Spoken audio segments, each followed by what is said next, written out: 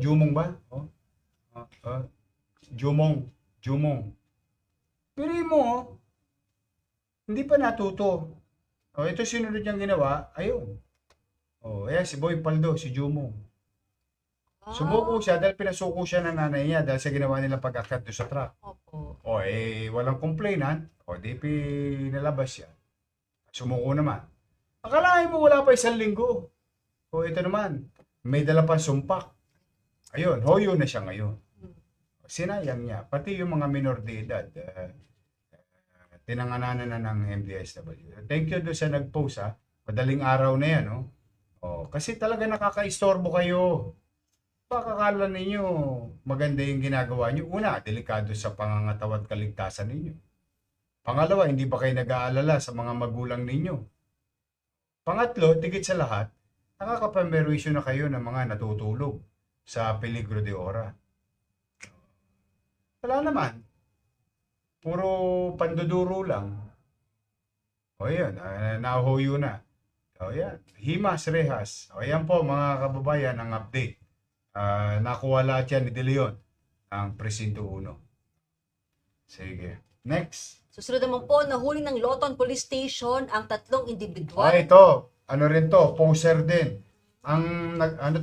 Sige, tuloy mo ka. Opo, nasangkot sa paggamit ng hinihinalang droga sa MacArthur Bridge, Aroseros Extension noong March 3, 2026. Ayan. Ito rin dahil sa pagmamalasakit ng netizen. Ito yung tumitira, no? Yung manyangga doon sa, ano? Ayan. Yan, mga anak kayo ng ano. Wala na kayo makain. Sinusunog nyo pa sa bato yung pera ninyo. Ayan, no? Buti na lang may concerned citizen din. Ipinadala rin sa atin yung video, no? Nalaman natin. Siya naman tinugunan kagad ng ating Loton na police. Ito, dali mo rito.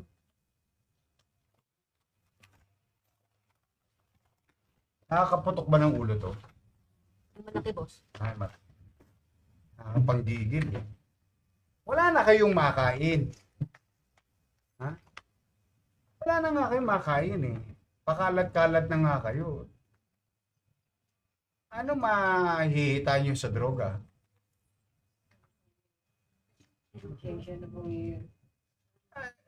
Alam mo, kung lahat na lang ng pasensya kakainin ko, magkakadiabetes na ako. Sa kalsada pa.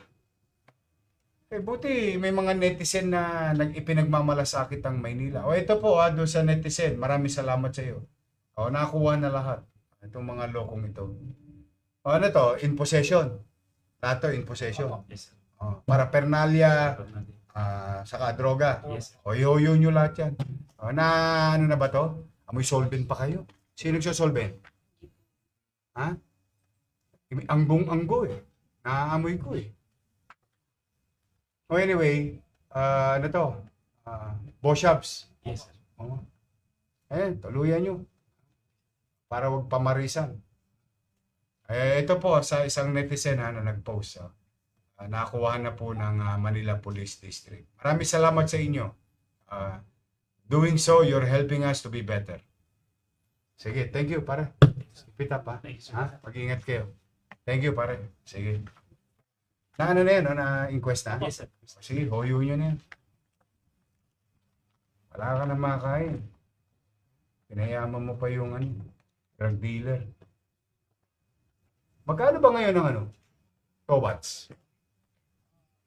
Sir. Isang biyahe? Plus. 7 plus. 700? Sa itsura na, nagka 700 pesos sila.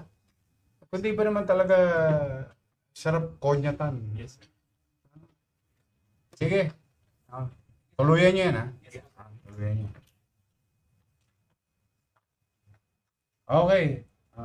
Ito Ito po, naman, top 1 most wanted sa kasong murder na tiklo sa Baseco. 29 years old na si Danilo Decala. Itinuturing na top 1 most wanted district level sa kasong murder. Under kay Presiding Judge Manila RTC Branch 174, Honorable Jason J. Sapanta. Inisyu niya yung warrant. Halika rito. Nadali to nila Anisete at ng mga pulis nila. Ito po yung top 1. Sinasabi ko sa inyo, una, huwag niyong gagawin sa Maynila. Not worth it.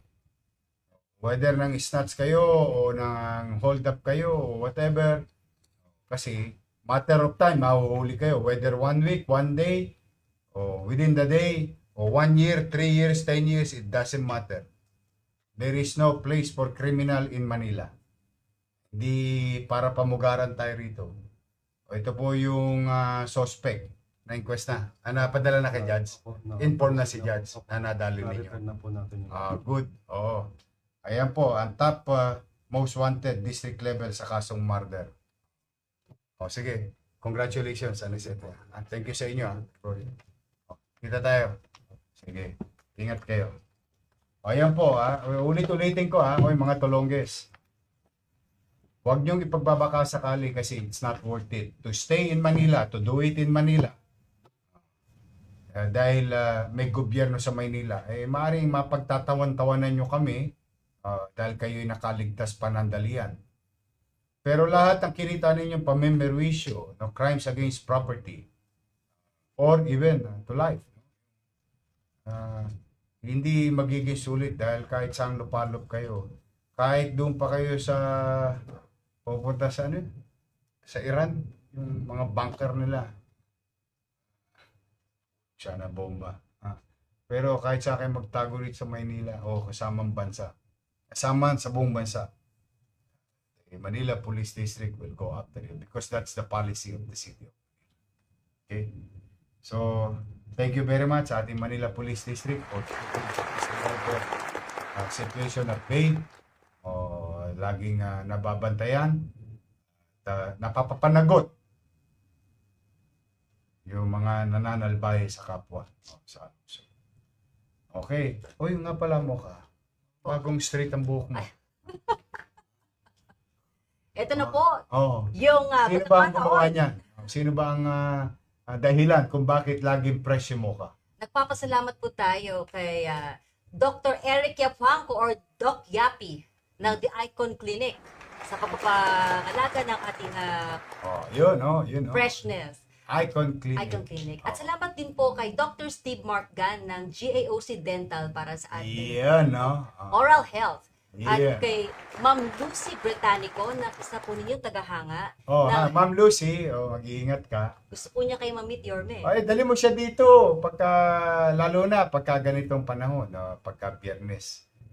Sige po. Yan po, Lucy Britannico of Hair Shop Salon, especially po Podium Branch. And last but not the least po, Sakura Lounge PH kay Ma'am Dalia Flores and Ma'am Pinky para po sa ating magandang Japan Technology eyelash Yun, extensions. Ayan, Arigato gozaimasu. Pan-Japan ka na ngayon. Isang box na lipstick galing Japan. Anyway, may plugging lang tayo. Kung kayo po'y nagugutom, Mario kayo magtungo sa Mesa Restaurant. Itong Mesa Restaurant ay located, wala ba kayong picture? Ayan. Located at 2nd floor, SM City, Manila. May dalawa po silang function room for birthdays and meetings and intimate gatherings. Pinoy food.